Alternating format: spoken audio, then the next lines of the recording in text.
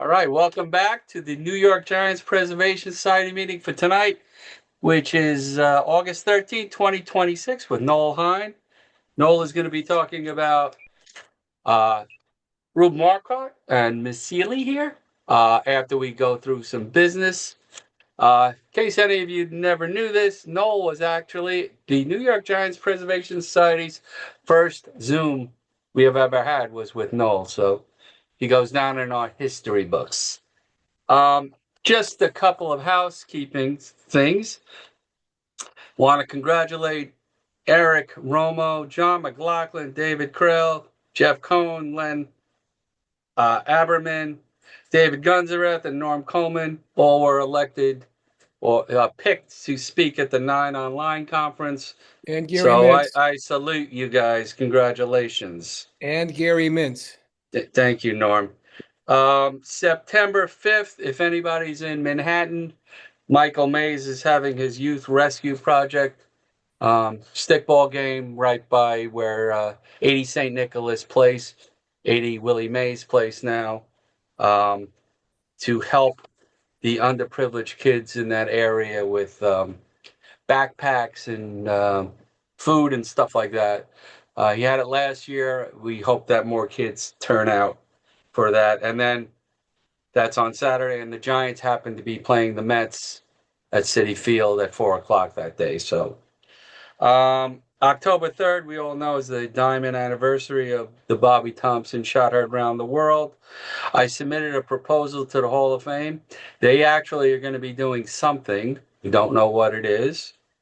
For the people in Arizona, the Arizona Baseball Legacy and Experience are going to be honoring Bobby Thompson that day on October 3rd.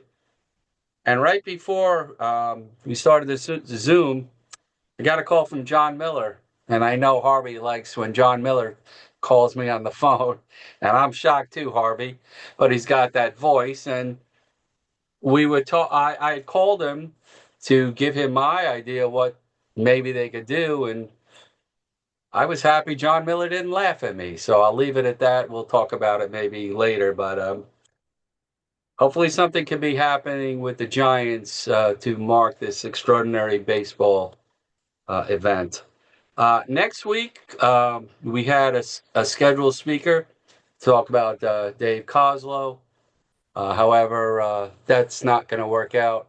So right now it's up in the air. I plan on trying to get somebody. So I made a call today. I'm waiting for the return call, and if that works out, I will let you know. So when you get the wrap up um, email tonight, do not expect to see one for next week. That'll have to come separately.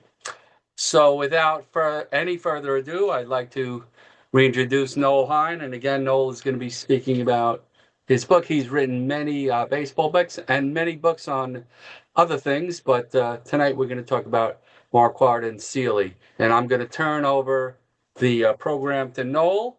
Let's all give it up for Noel Hynd. Thank you. Noel, I'm going to hit the allow button, which should allow you to share your screen. Okay. Norm, help him. Yeah. Um, Where's Norm here? I'm right here. Okay, so Uh, Okay. So I should hit share yes, and then I'm going to hit PowerPoint. yes. Okay. There we go. Okay, but the share didn't seem to work. Are you getting it? No. No, not yet. Try clicking share again. To do that, I have to go back. Okay. Let's try share. Right? There we There go. you go. There you go. So what do you got? So now we see it says Zoom, your meeting over. So now click on your PowerPoint. The PowerPoint may have closed. So yeah, just open it again. And it should, There we go. Marquard and Seeley. Click on that. That should open it up. And there you go. there you You go. got it? How do I Yep. get rid of how do I get rid of the, I guess I don't have to, but it's got a menu of slides on the left. Can I kill that or should we just ignore it? You could, if you want to go up to the top where it says slideshow, Right Yeah. up here. you can click on that where it says slideshow and it should take over the entire screen. Right over here. That's Okay, it. way up top. Can you see my cursor moving? Yes. Yes. Double click on it. Huh. Yeah, they keep changing the stuff for this. Hey, I'll tell Noel, if you go to the very bottom of your PowerPoint, you see where it shows that zoom to your lower right-hand corner? You see where it has that little slide bar? Yeah, okay. Down below, a little bit lower. Go to your left. You see where that slide bar is? And there's a little presentation button that says show presentation. Go to the left a little bit with your cursor. Left. Right there. Whoop. Back. Right there. Hit that. There you Hey, go. all right. Perfect. Thanks, Aaron. Thanks, Norm. Thank you, We gotta Eric. work. Norm, we gotta work on that because I gotta know what to do. Okay. Okay, how do I go back now? I'm going forward and I don't want to. Do Use you have, your if you have a wheel on your mouse, if you wheel, it should adjust. No, I don't. do you have like little arrows on your keyboard? I've lost all of those. Well, yeah, okay. Back arrow. Yeah. There you go. Okay, now we got it. Perfect. Hey, knowing you is better than going to college. This is great. Okay, we're going to talk about Marquard and SEELEY, and we'll see how long I can sustain this before I screw up the presentation again. But that's what the book looked like when it came out originally around 1996. I think that's what the copyright is. But like most books, there's a genesis to it before even that. I first got the idea about writing about Marquard and his relationship with Blossom SEELEY when I was writing The Giants of the Polo Grounds way back in the 80s.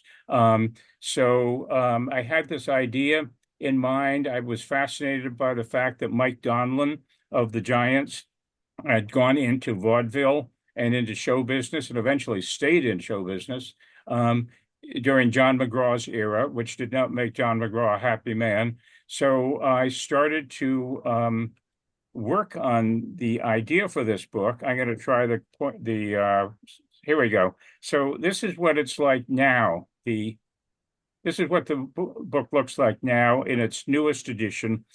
About 4 or 5 years ago, I went back into the original manuscript, which was a bit of a slog because it was originally written on a typewriter. I know everybody in this room, probably in this cyber room, knows what a typewriter is, but a lot of people have never seen one probably.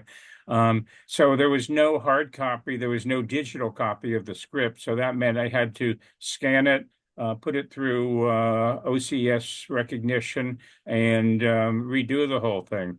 However, a lot of new information had come to the fore when from the 1990s.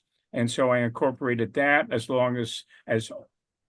as a couple of other stories that kind of fit into the era. So I could never leave anything alone. So I just kind of expanded the book a bit. I'm adjusting my screen.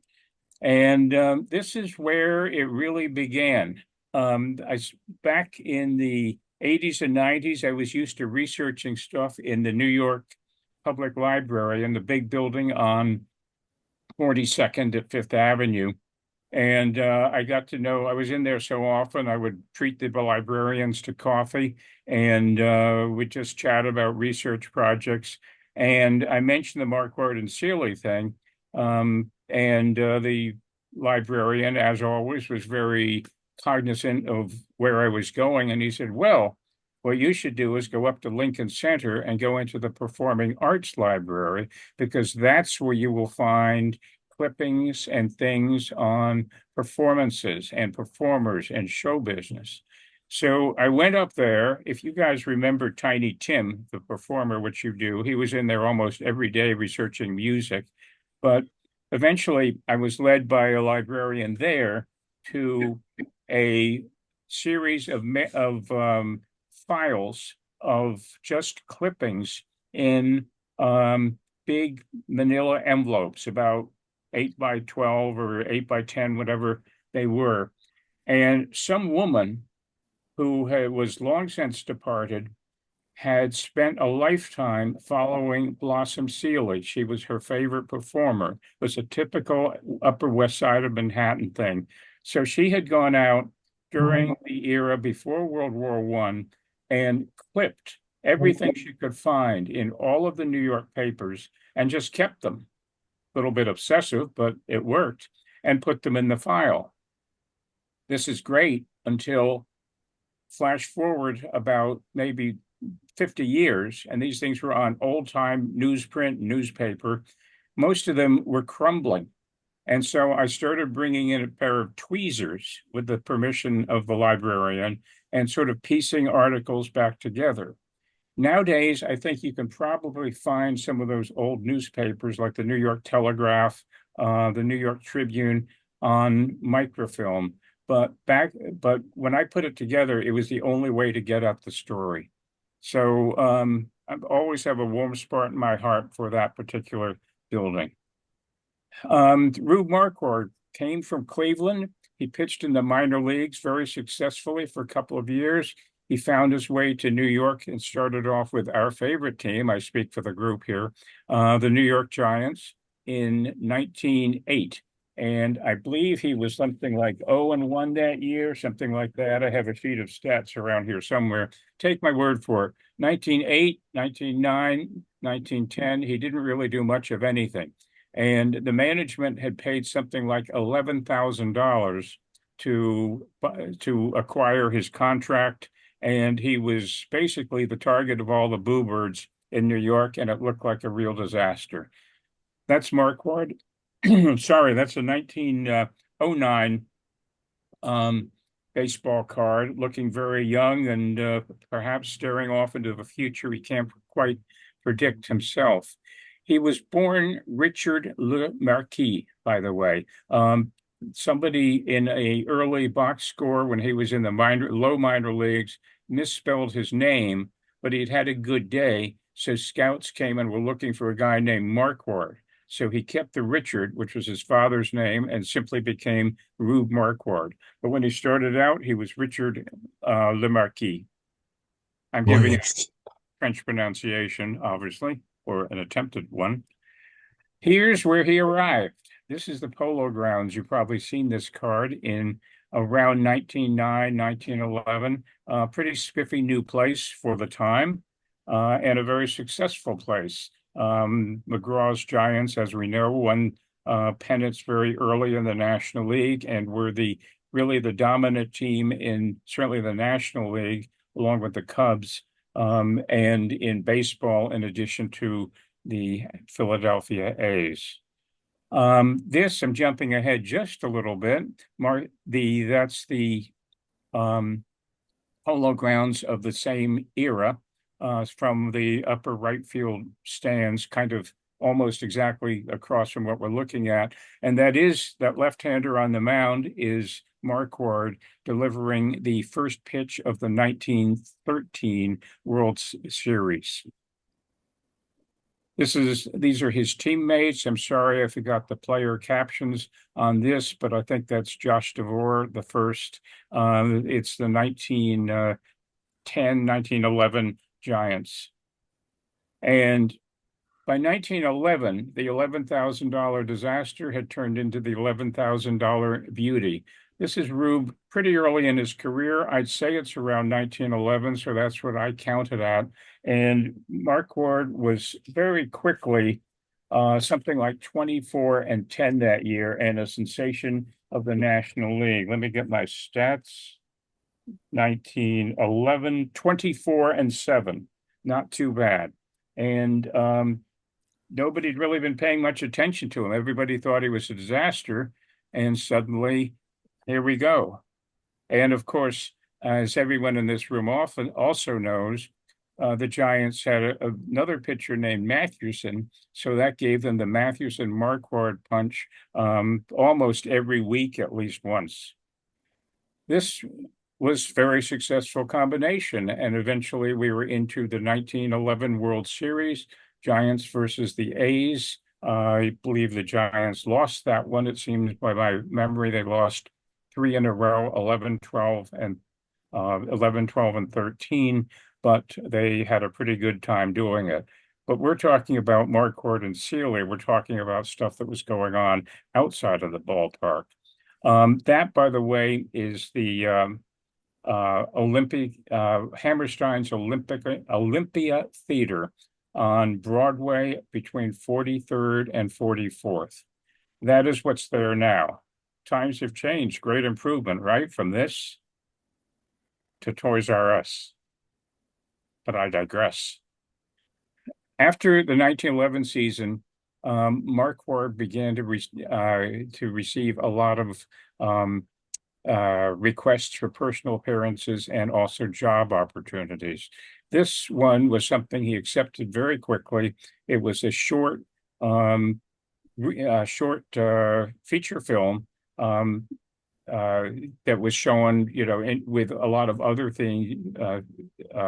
movies in the theaters at the time. I've forgotten the length. I think it might have been only like 25 minutes, and it had a real tricky plot. Like Marquard's on his way to the ballpark, and gamblers kidnap him. And this young girl, played by Alice Joyce, just happens to be passing and sees them, alerts the police. The police run to Rube's rescue, get him to the ballpark on time, and he wins the big game. Well, it worked, and it was a paycheck. And for a kid from Cleveland who wasn't sure what he was going to do with his life, it worked pretty well. Around the same time, in other parts of the country, young actress named Blossom SEELEY, who was more singer than actress, but a very good singer. She had a great big voice, and she could really boom it out. And she very quickly became a music hall star on the West Coast of the United States. She always claimed she'd been born in San Francisco. Later on in life, it was discovered she had born in very, very exotic New Haven, Connecticut. And her family had moved to the West Coast. But she was in and out of the music halls very successfully up and down the West Coast, from San Francisco to Los Angeles, and built up a pretty good following. I believe she worked for the Keith Albee circuit. So if I understood it properly, the theater owners had like a certain number of theaters in a certain area. She signed a contract with the owners, and they had her going around. They had arranged the dates for her. It worked out pretty well if you were signed on for a tour. She began to develop her own music, and she had songwriters working for her. This is a little later, because if you look in the lower left corner, Rube Marquard's picture has intruded onto Blossom's page. So I'm guessing this was probably around 1911 or 12. Here she is in I guess what was a publicity picture of the time. This has been colorized, but it's a pretty good picture. And if you think she was selling sex appeal, you're absolutely right. As you can tell from this picture also. And this comes along a little bit later, because after the 11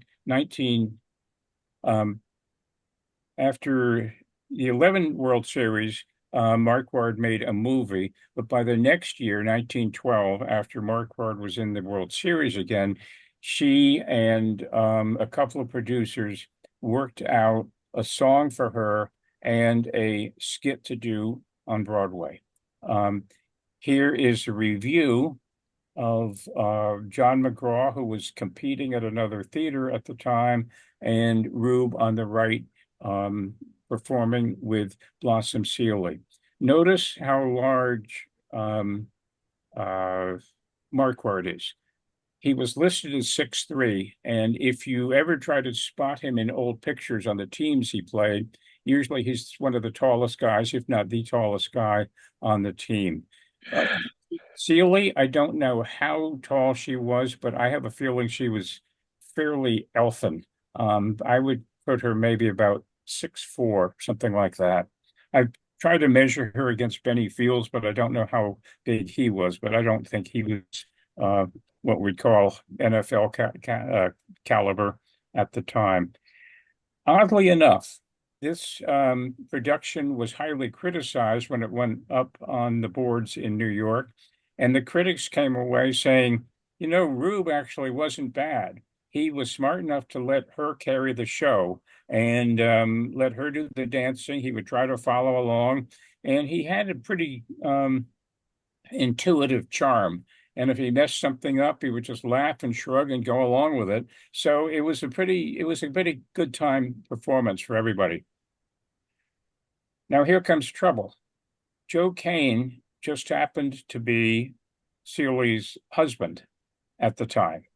And Joe was on tour while Blossom was performing in New York with Seeley. This was a 1908 up top road show that Kane was in, but she married him, I believe, around 1907 or so. But husband's out of town and wife's performing with a star athlete. What do you think's going to happen? Anyway, flash forward to 1912, Giants back in the World Series. There is the Polo Grounds on the first day of the 1912 World Series. And there is Rube Marquard on the right. And can anybody tell me who is on the left? That is Smokey Joe Wood. Yeah. Two Hall of Famers right there. I believe they opposed each other in either the first or second game of the series. Once again, you can see Marquard's height. He was a pretty good-sized guy. Why he's carrying a bat, I don't know, as a pitcher, but nonetheless.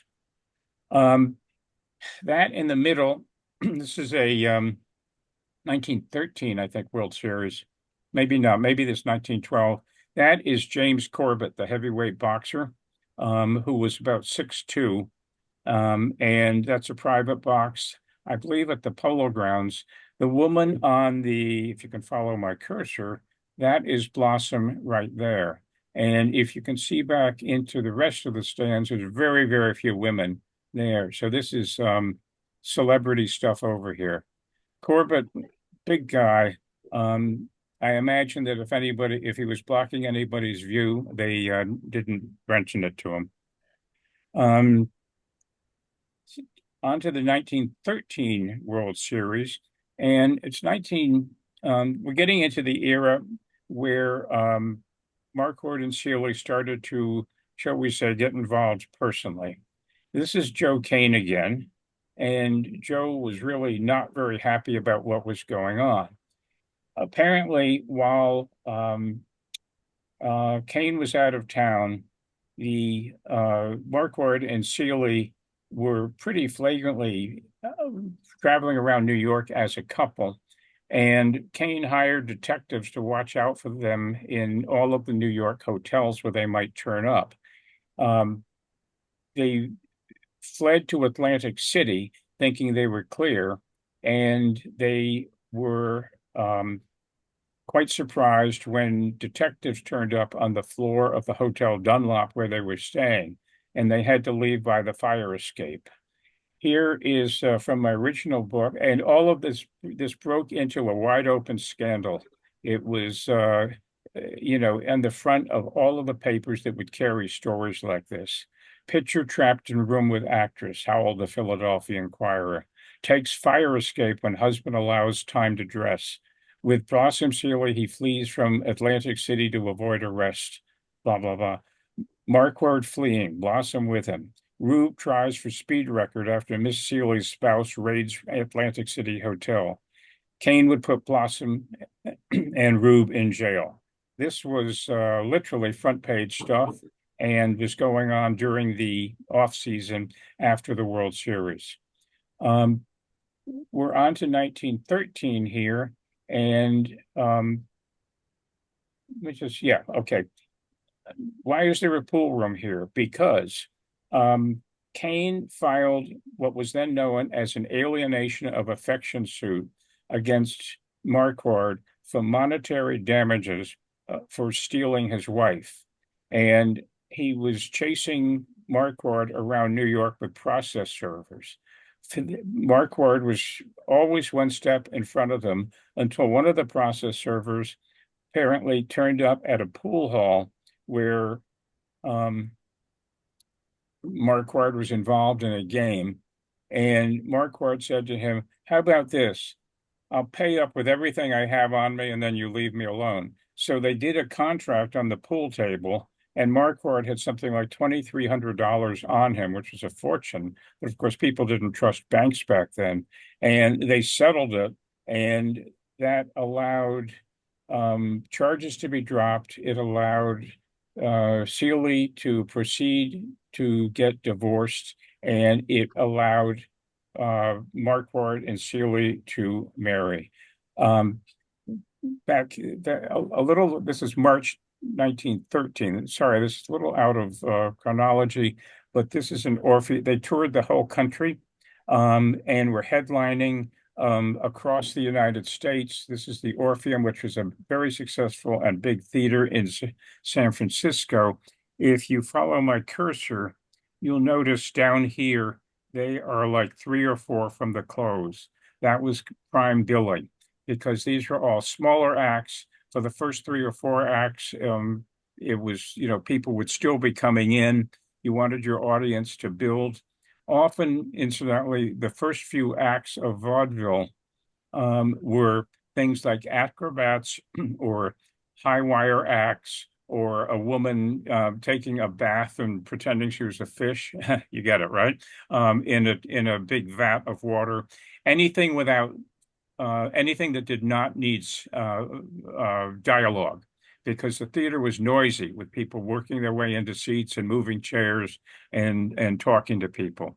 Anyway, they were headliners and they were married soon thereafter. Back to the pool table. Now, this guy was not terribly happy about his main picture, cavorting around the country and spending too much time with show business. For Marquard's 3 really great years, he was something like 73 and 28 for the Giants, which following Mathewson's performance, put them into the World Series very easily. Marquard slumped to, I think it was something like 12 and 22 in 1914. McGraw was not happy. And then, let's go again. In the middle of the 1915 season, Marquard got into a verbal argument with McGraw in McGraw's office. And McGraw said, "Nobody would even take you from another team. I can't even trade you." And Marquard said, "Well, what about Uncle Robbie over there in Brooklyn? He's my pal, and he was my catcher when I was younger." And Marquard apparently picked up the telephone in McGraw's office, called Robinson and said, "McGraw wants to let me go. Can you use me on your staff?" And Robinson, who was very shrewdly building a new team in Brooklyn from the ground up, said, "Sure." And apparently Marquard turned up either later that day or the next day. 2 days later, the Giants came into Ebbets Field and Marquard pitched a no-hitter against them. It was his 1915 no-hitter, which was another peg on his building a CV that eventually the Hall of Fame would have to recognize. Side note, and a not very subtle plug, this was my book that I wrote about Otto Miller, who was a Brooklyn catcher, who very quickly became one of Marquard's favorite catchers with the Trolley Dodgers, or the Broadgrooms as they were still being called. Curious note here. This is a 1917 picture, and if you can see, there's an American flag there. The United States entered the war something like a week before the baseball season started, and all of the teams wanted to show how patriotic they were. So the Dodgers put no none of their athletic insignia on the front of the uniform, just the American flag. It's a very nice uniform, frankly. And here's another picture of Miller looking very serious. And that 1916 World Series. And a few months after Marquard and Seeley were born, the young fellow on the left, I'm sorry, after they married, the young fellow on the left was born, Richard Marquard Jr. And that's him with Dad. That's obviously 1917 also, if you look at that flag. I've had the opportunity to speak with Richard Marquard Jr. When I was writing the book. A very nice man. He lived in Utica, Michigan, and he was very generous with his time. I mean, this conversation probably goes back like 40 years or so that I had with him right now, but I always remember him very nicely. He said he didn't see his dad all that much, but when he did, it was kind of fun because he got to go to the ballpark and meet the other players. As I said, this is obviously when Marquard was in Brooklyn, and this is also, that's Blossom, that's Richard Jr., and that's obviously Dad. And those are the old wooden fences at Ebbets Field, circa 1916 or 17. Don't forget the park only opened very recently before that. Here is the further problem with their marriage. Rube immediately said, well, I'm the successful person here. You should retire. And Blossom said, listen, I've got a lot of more sex appeal to sell on the in movies, on radio, and in the music halls. So I just want to, I'm not going to be a stay-at-home mom. I want to have my own career. And even late in his career, he wanted no part of that. It eventually destroyed the marriage because along came a fellow named Benny Fields, who was a song and dance guy and I think sometime comedian. Not all that successful in the 20s, but very successful later on. So the marriage that Marquard had fought so hard to get into became frail very quickly. Now, of course, I'm shooting through years very quickly. They got married in 1913. Marquard was with the Dodgers in 16 and 17, as we've just seen for the World Series. So the years are going by here. Things have obviously progressed with Benny here. That's him and Blossom, obviously. And I believe they started to do an act together while she was still married to Marquard. And Rube should have known how that was going to turn out. But in later life, he said that it was fine with him. If that's what she wanted to do, he wasn't going to, interfere with it. I don't know. I never got to talk to him personally, but that was his feeling. And when Lawrence Ritter interviewed him for The Glory of Their Times, that was the story that he maintained. By 1920, 21, I think, actually, he'd worn out his welcome in Brooklyn and was traded during the offseason of 1920-21, became a Cincinnati Red for 1 year, had a record of 17-14, which was not too bad, but it wasn't the form that he had for those 3 great years around 1911 through 13. Seeley, of course, then expanded her own career and was in movies. Walter Winchell's Broadway Through a Keyhole.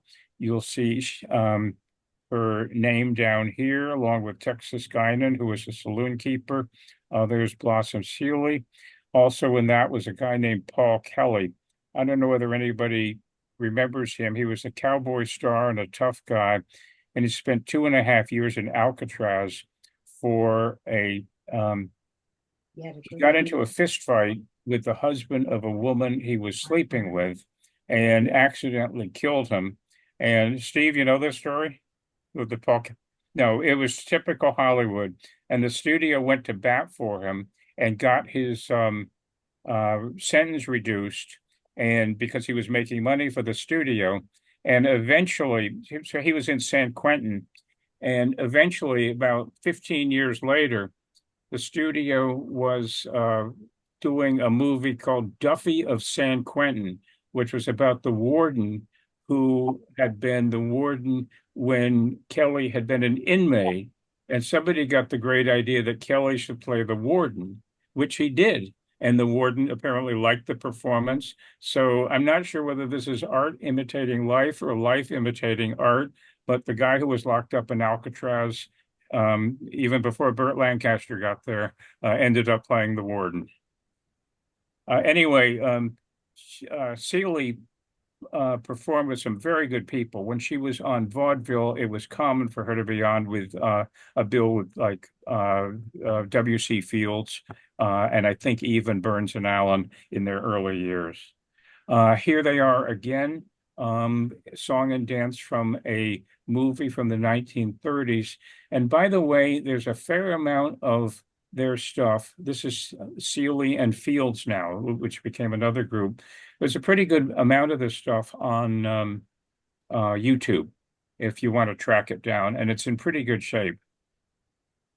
You can see also she recorded Benny Fields and SEELEY She'd sing, and I don't know whether Benny was playing the piano or singing with her, but it was a very successful group. But probably, I can't imagine it didn't play the Borscht Belt for quite a few years. And I know toward the end of her life, she was frequently on the Ed Sullivan Show. It would just bring her out and she'd do a song. She had a couple of signature pieces, such as Standing on the Levee, writing for the Robert E. Lee. And I think there was one called Somebody Loves Me also. She certainly had her fans. Rube, of course, was kind of on the schneid by this time. He put in 4 years with the Boston Braves from 1921 through, 1922, 3, 4, and 5.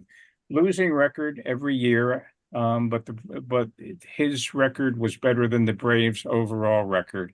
So it was a veteran pitcher whose job was to go out and maybe win a game every 10 days or so. Here's SEELEY and Fields again, 1952, Still Stars. Count the years. She was on Broadway and in the Broadway theaters 40 years earlier with Marquard, and she's still basically a headliner going on to the clubs and the smaller theaters, a working actress, a working singer. When I shouldn't say this, but when I was looking at this picture, somebody said to me, "Can you think of a good caption like that for this?" And all I could think of was Benny had come up with the first Viagra tablet or something like that, and that's what he's pointing to. But I didn't really say that on this on a family pickup. By the way, in the book, I'm not going to repeat it here, but John McGraw, when he was on when he was in vaudeville, was known for off-color jokes, often involving overcoats. And I somehow got a couple of them. I didn't make anything up, but when I was in those clipping files, I would found them and I didn't include them. Marquard later was a pitching coach for the Atlanta Crackers at age 43, at least he was admitting to 43, and just loved hanging around the kids. He was always from what everybody said, he was a very personable guy, and would hang around after the games. He also became a pari-mutuel clerk late in his career. He worked the $50 window at Garden State Park, and I believe he worked at Narragansett, and I think at Pimlico also, because when he was toward the end of his life, he had retired to the Baltimore area, and I believe he had worked at Pimlico and Laurel. probably more than a few of us remember those old pari-mutuel windows. I know I do. Never short of giving advice. This is an old timers game in 1963. A Mets old timers game with the Giants and the Dodgers visiting the Polo Grounds, which are unmistakable there. And also unmistakable, I would think, is Don Drysdale receiving advice. And I tried to find some. I don't think Drysdale even knew who he was. A sad footnote about that. I once talked by telephone to one of Marquard's stepsons or nephews who had drawn the job of driving Rube around to errands when he was older, in his 80s and too old, not able to drive anymore. And I said, did he ever tell you a story? I said to this fellow, did Mr. Marquard ever tell you stories about his career and things that had happened? And the guy says to me, yeah, he always wanted to talk about that, but I just told him to shut up. I wasn't interested, man. Anyway, Rube also was a fixture at a lot of the old timers games for all of his life in New York, as long as he was in the area. And sports writers always loved him. Just stepping back for a second, I should mention that he and Carl Hubble appeared at the final day of the Giants at the Polo Grounds and got one of the biggest rounds of applause of any of the older players. Everybody in the 50s who went to those ballparks knew who this guy was, and he was still around live and in the flesh. This is, if you had a picture of 4 people, all of them left-handed, you couldn't have really picked out a better population for the picture. Got Rube Marquard, Stan Musial, Sandy Koufax, and Whitey Ford. How many wins? How many hits? Right there. You could start a team right there.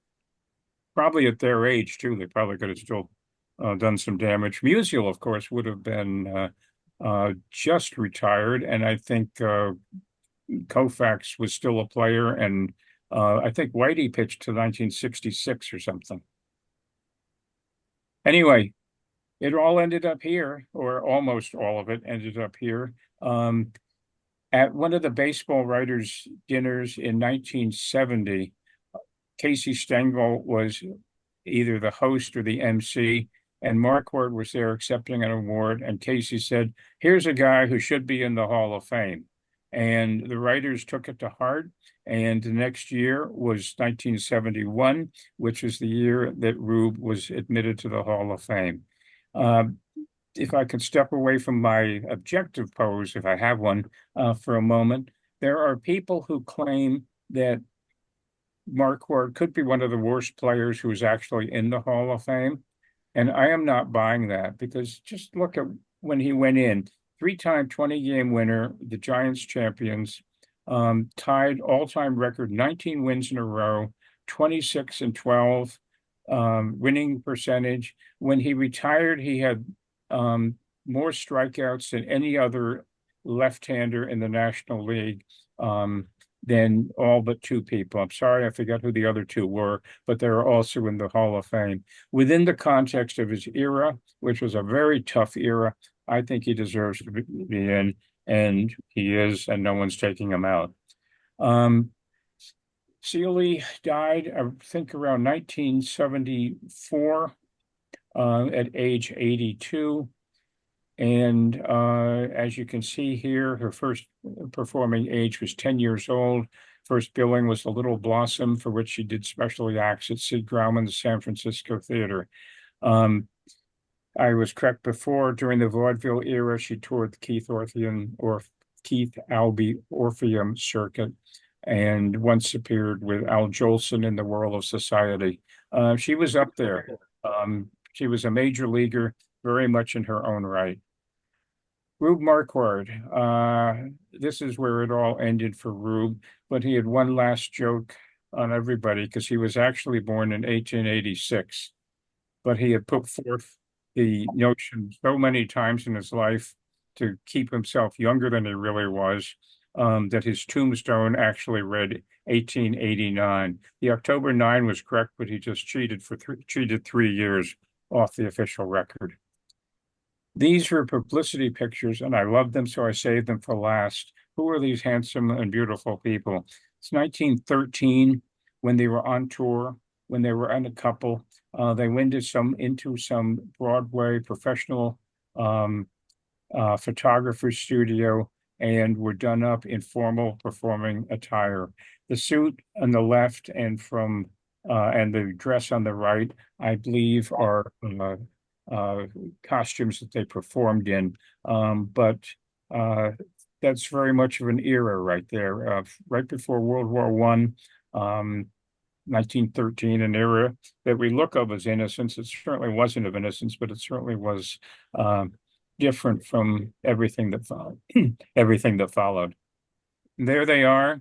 I colorized these. If you hate the colorization, please forgive me.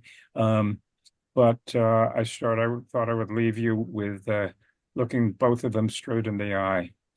So that is it. That's my song and dance for today. It was nowhere nearly as good as the song and dance that they would do, but thank you all for being here and thank you for listening. Noel, you want to relinquish the sharing? If I can find it, sure. Stop share, that would be it, huh? All right, let's go give it up for Noel Hynd. Thank you, guys. Very nice. Thank you, Noel. Very nice. Noel, before we go to questions, the book, best way to get the book? Amazon. There you Period. go. Amazon. Yeah. So how would you through your research and stuff, you know, she's this big star and he's a big pitching star. How was he rated as an actor? Better than you would think. He was smart enough to hit and run, to do a few years of it and get out. Certainly McGraw wanted no part of it. But, you know, let's face it, he's a baseball star. People are coming to see a vaudeville show, and the expectations are not very high. So I have a feeling that he exceeded the expectations. But a couple of reviewers like Variety, who went in there ready to skewer him, said, you know, he wasn't bad. He really wasn't. He made the wise decision to let Blossom carry the show, and he just kind of followed her along, picked up her dance steps. This is from what I could see from the reviews. And, you know, he got out. There were acts back then, such as the Cherry Sisters, which would perform behind nets because of all the fruit that was being thrown at them. And, you know, it was just a standard, an act, a really bad act. But because people brought fruit and eggs to the theater, if somebody really hated an opening act or something, they'd let something fly there. I never found any reports of it. From all indications, Marquard was a pretty affable guy, and almost too affable. People took advantage of him, it seemed. So it worked out well. It worked out well. You think Giant fans would go to see him just because it was him? Absolutely. Yeah. Okay. And that was kind of the pitch, but he also played across the country. When he was on stage in New York in 1912 with Blossom, they took the show on the road, and I think they may have gone all the way out to the West Coast, and I think they may have played Los Angeles also. Thank you, Noel. Mr. Rothschild. You know, Noel, I haven't seen you or spoken to you in a while, but you haven't lost your touch. What a great presentation. Oh, Just thank you. A couple of points. And again, if you're ever in Arizona and you know well enough in advance, you know, let me know. I'd love you to you could do this presentation again, because it was a long time ago that you were there. Wonderful presentation. That photo you showed of Marquard with Whitey Ford Musial and Koufax just brought to mind Ford actually retired in 67, and he wasn't inducted in his first year of eligibility. For whatever reason, they may have decided to wait one more year because Mantle retired in 68, and the two of them went in together in 74. Just off the beaten track a little bit, Mantle died today, 95, August 13th. And I believe Elvis and Babe Ruth also died on August 13th, the same date. Robert E. Lee, that was a Jolson song. I guess somehow she was able to do it. And I never see her connected with Jolson, but obviously they overlapped at some point. She outlived him by quite a bit. And the last point, after you came to speak at my group years ago, I mentioned this early on, there's only a few people here. I was asked to do a Jolson routine in Searchlight, Nevada, which is a town of about 100 people. And she had a huge ranch in Searchlight, Nevada. It's a little town with about 100 people, as I said, halfway between Laughlin, Nevada, and Las Vegas. And up until probably into the 70s, maybe even the 80s, they gave tours of that ranch, and then they ran out of funds. But she was a big name. And this is a great presentation. Thank you so much. And hopefully I'll see you in the future. Thank you. Thank you, Steve. I appreciate it. Steve, Elvis was August 16th. Sorry, then Ruth was also August 16th. All right. All right, my man. Eric, the young journalist. Right. No, hey, again, thanks for that presentation. Fantastic. And I love hearing the research that people have to get into that, especially, before the age of digitization, because you could find so much. You talked about the newspapers. And when I was doing some research on some other projects, I mean, it's incredible where you could go back. I was going back towards the Civil War era, where everything you could find, at your fingertips. So it's not easy before that, to where you had, as you said, you had to go to libraries and you had to go through all these physical copies and be able to research your project. So again, great kudos to you to undertake that such a massive work. You're talking about how John McGraw had issues with Marquard being a vaudevillian. Well, wasn't John McGraw a vaudevillian as well? What was the issue? Was what Marquard doing it during the baseball season? Because I know during the off season, a lot of baseball players would participate in vaudeville. Yeah, it's an interesting question. I think McGraw felt that he had been burned badly by Mike Donlin a few years earlier, which our friend Steve Steinberg wrote a wonderful book about. McGraw just was very jealous with his talent, and he didn't want anybody else to run away with it. And I always got the idea that McGraw could be a bit of a prude, at least the way he was sort of a no fun guy.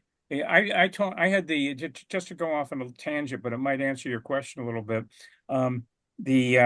I had the opportunity to talk to Carl Hubble in the mid 1980s because I was writing an article for Sports Illustrated, and Hubble lived in somewhere, I think, in Arizona. Paradise Valley. Yeah, and it was maybe about 2 years before his death in a car accident. And we had a wonderful talk. I called him hoping I could get 5 minutes with him, and we talked for like 45 minutes. And then my hand was sore from scribbling down notes. But he said that I remember Hubble talking about McGraw, and he said that McGraw wasn't like the little Napoleon. He was the little Napoleon, and you did it his way, and or else. And after that, nothing else counted. So McGraw probably felt that if he said no extracurricular stuff for you guys, he felt that had to be obeyed, and that was it. Maybe there was a little jealousy, maybe because Marquard was a better performer than John McGraw, maybe. Well, yeah, maybe.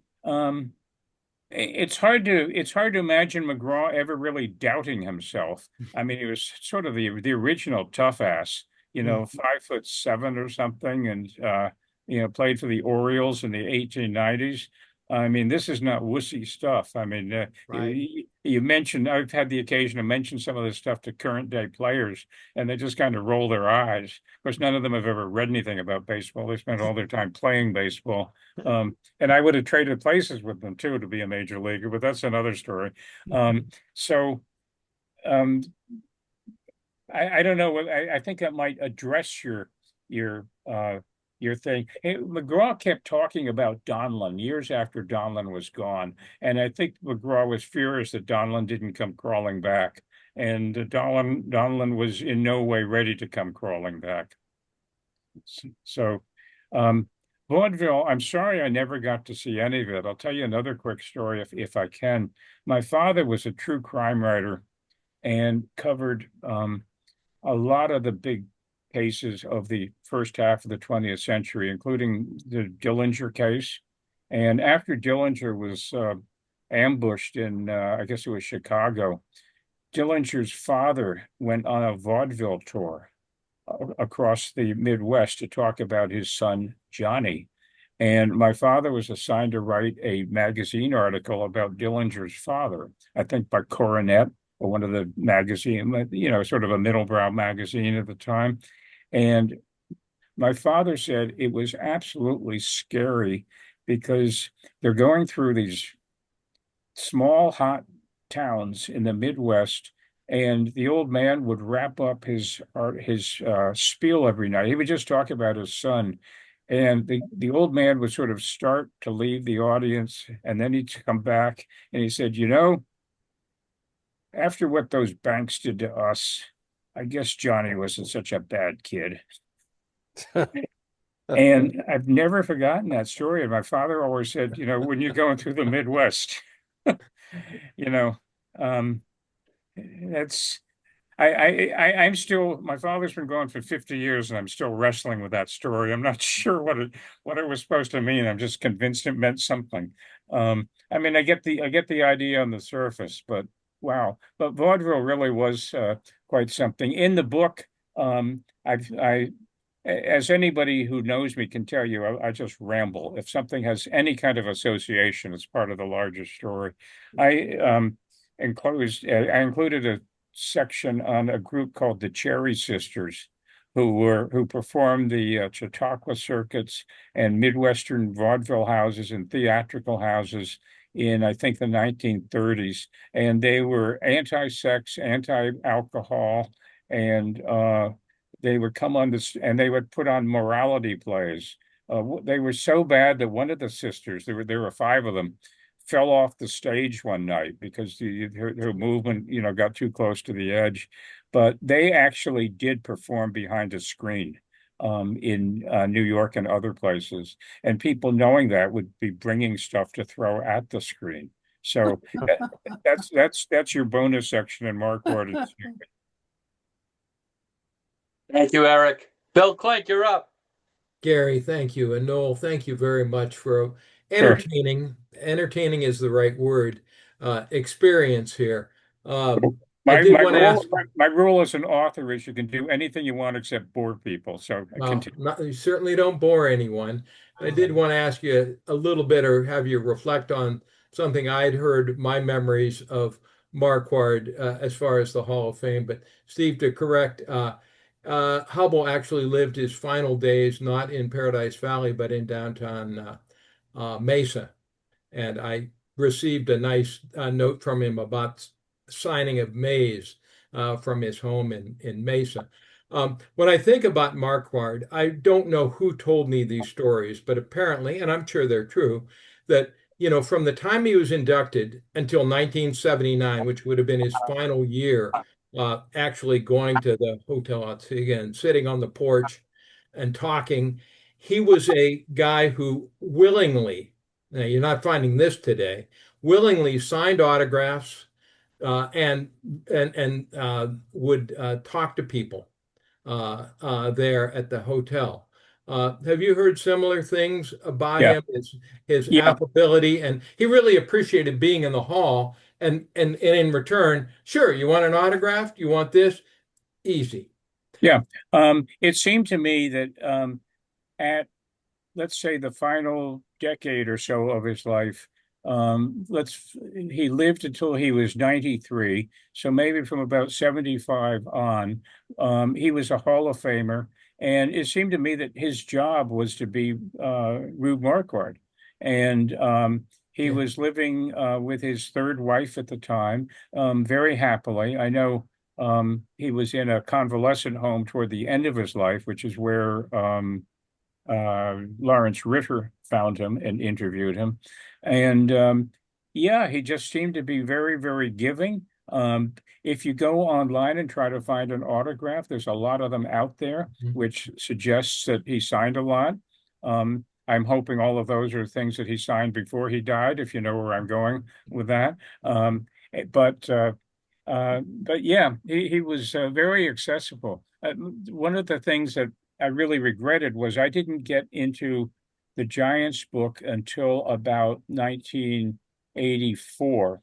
And Marquard had passed away about 1980. And gradually, a whole generation of older Giants disappeared in those final years. One of the, I'm getting off from Marquard a little, but I'm sure if I had called him, I probably could have set up a meeting. I think that would have been fine.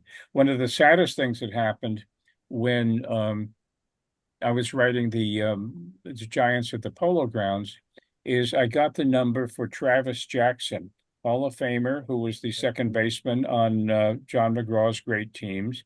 And I phoned him, and this elderly voice answered, and I said, "Is this Mr. Jackson?" He said, "Yeah."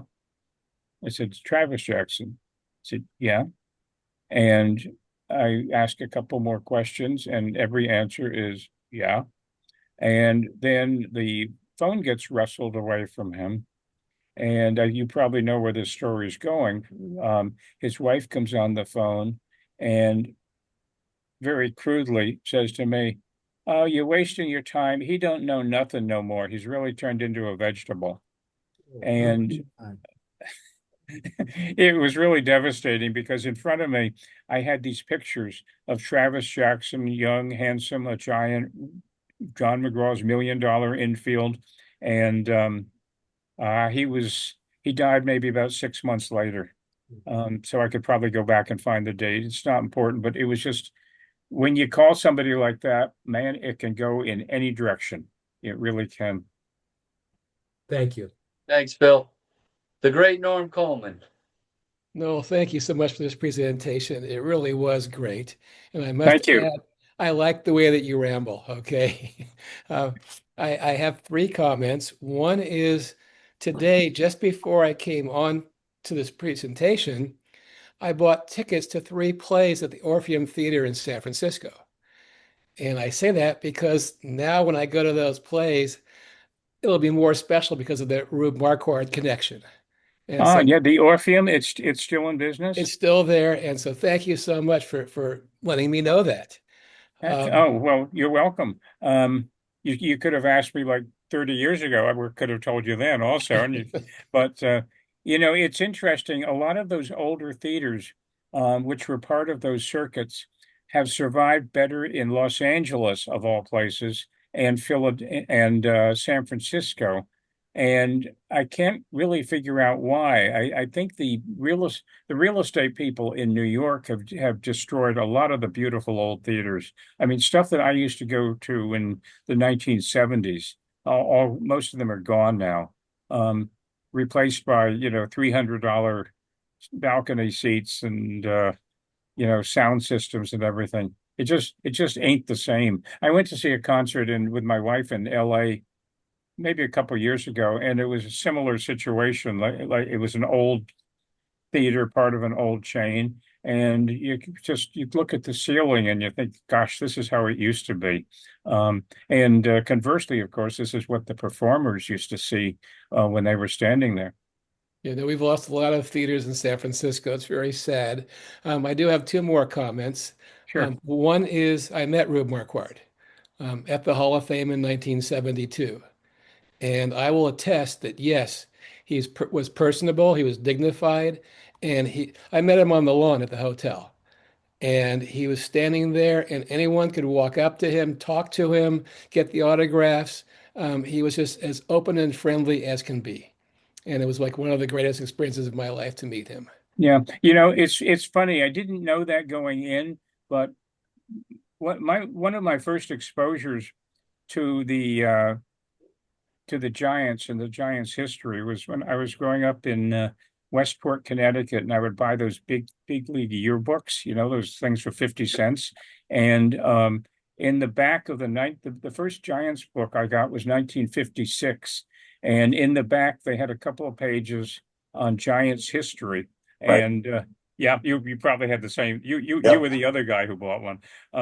And there was a thing about 19 straight. And I was just fascinated by this history that team has. The more I began to learn about Marquard, the more he seemed like basically a free spirit and a good guy. It's hard to be saying that for somebody who snakes somebody else's wife practically on stage. But Kane, I forgot to mention this. Kane was an incredibly abusive husband. He was jealous of SEELEY's success, and so one day he took a knife to all of her performing dresses, so she couldn't perform. And there were, I strongly suspect, physical spousal abuse. So, thinking back on it, Kane was not a very big guy. And the fact that she suddenly had this 6'3" guy who was sort of a new friend and protector probably helped her get away.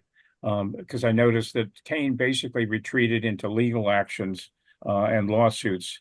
And by that time, his wife was gone. And, Kane died in 1933, by the way. I have a feeling he was not committed to a healthy lifestyle. Is that a nice way to say it?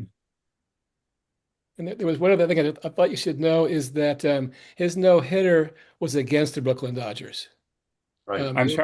I'm sorry. His no-hitter was against the Brooklyn Dodgers. It was the second game of the season. Was it? Yeah. Yeah. Okay. Sorry. Missed that one. So I thought you'd want to know that. Yeah. Yeah, that's right. There was something that happened. I think he faced the Giants right after he was traded. In any case, thank you for the correction. I think it's correct in the book, by the way. Okay. Well, thank you so much. Thank you, Noel. You're welcome. Does anybody else have a question who does not know how to use the yellow hand? All right, hey, let's all give. There we go, Mr. Mars, right under the bell. Mars, go ahead. I got it. What was the span of years where Marquard won 19 in a row? I believe that was 19. It was the year that he had his best winning record. I believe the 19 in a row was 1912. His three great years were 1911, 24-7, 1912, 26-11, 1913, 23-10. And the reason I remember that was it was 19, or at least I think I remember that, was it was 19 in a row to start the season. And by the end of the year, McGraw was angry with him because if you deduct the 19 from the 26, that meant he was 7-11 for the back end of the season. Oh. And I have a feeling that there may have been a little too much evening recreation in New York. Imagine that going on at the end of that year. Well, wouldn't you think also that since McGraw was not a player, and part of what may seem like jealousy, so he didn't have to play, so therefore his will is projected on his players to stay in shape, not be out late at night and not. I don't know if Marquard was a drinker, but whatever. I could see where it would be a big difference between a manager and a player instead of just jealousy, wouldn't you think? Yeah, and it was. I'm just wondering with McGraw, and people who have written biographies on McGraw, and they might be a better person to ask, but sometimes with McGraw, I got the idea that there was sort of that, and I'm not saying this critically, sort of that married to the same woman for 54 years, that old-fashioned Catholic mentality, straight arrow morality, and he's kind of locked into that, very authoritarian guy, and the free spirits could get on his nerves pretty quickly. So I don't know. That's just my guess is just based on nothing. I mean, I've met people like that, and if it works for them, fine. But it's almost like I mean, McGraw kind of he managed too long. I mean, he lost control of players because they thought he was a stuffy old goat, for lack of a more colorful word right here. And you could almost see it coming to the fore. I'll go back to Mike Donlin again. Mike Donlin, McGraw just seemed to be horrified that Mike Donlin was enjoying himself, and he was running around with actresses too, Mabel Height, and a couple of others, and appearing in Buster Keaton movies, just living a wonderful life. And here McGraw's thinking, I've got to stay ahead of the Cubs every year, and this guy's just flaking off on me. So I don't know. It's funny you mentioned Buster Keaton. My pop worked for Harry M. Stevens in 1933 when he was 18. So when the Giants were home, the Yankees were on the road. When the Yankees were home, so he saw Ruth and Garrick. And in the Polo Grounds, with Art Terry, Hubble, Buster Keaton went to the Yankee games, big Yankee fan, in the box seats. And in those days, stars like Buster Keaton's uh, type would tip the vendors. My pop said, Buster Keaton never tipped me. No, thanks for the presentation. That was very interesting. Thank you for mentioning Harry M. Stevens, because I'll a 15-second story. I talked to a guy who worked for Harry M. Stevens as a vendor at the Polo Grounds in the in 1957, when the team was going to move out of town, and they all hated Stoneham. And so when a customer asked, what does HMS catering mean? It says, the vendors would say Hitler, Mussolini, and Stoneham. So we'll give it up for Noel Hynd. Noel, that was great. And again, your book, best way to get it is through Amazon, correct? Amazon, yeah. Perfect. So what we're going to do is hopefully you'll hear from me, get a guest next week who I'm working on. We have September 3rd, Kirk Reeder, former Giant pitcher, which I'm sure a lot of you will like hearing from. So in any event, I'm going to shut down the recording. Noel, thanks again. And if anybody wants to talk a little Giant baseball, it's not much to talk about, but we'll be here. Have a great night, everybody, and we'll be in touch soon. Good night. Thank you, Gary.